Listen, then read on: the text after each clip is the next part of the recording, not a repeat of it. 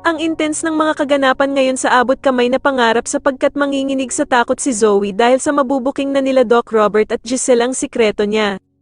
Dito nga ay magtatagumpay sila Doc Robert at Giselle na mahanap ang ebidensya na sapatos at eto nga ay makikita nila sa kwarto ni Zoe. Samantala ay tuluyan na ngang nakalusot ang mag-inang Zoe at Moira sa fingerprints dahil nga sa magtutugma ito kay Don Pepe imbis na kay Zoe. Sa kabilang banda naman ay susugudin nila Doc Robert at Giselle ang bahay ng bruhang si Moira, subalit sa kasamaang palad ay hindi nila makikita ang sapatos na hinahanap nila. At dito nga ay maiisip ni Giselle na kung wala nga daw ang sapatos na ito kay Moira, ay siguradong pagmamay-ari ito ni Zoe. Kaya naman ay agad na pupunta sila sa bahay ni Doc Robert para maghanap sa mga sapatos ni Zoe.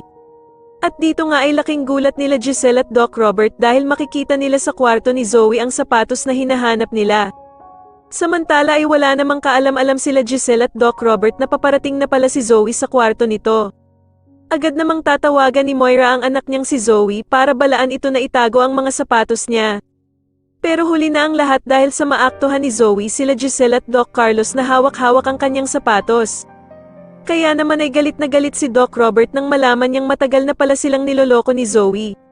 Sa tingin niyo dito na nga kaya tuluyang makulong ang mag-inang bruha na sila Zoe at Moira, matapos silang mabuking ni Doc Robert at Giselle, mas lalo na nga talagang nagiging exciting ang mga susunod na kaganapan kaya naman ay mas lalo pa nating abangan ang mas lalong gumigandang abot kamay na pangarap. Maraming salamat po sa inyong panonood at sana po ay ma-subscribe niyo ako. Maraming salamat po.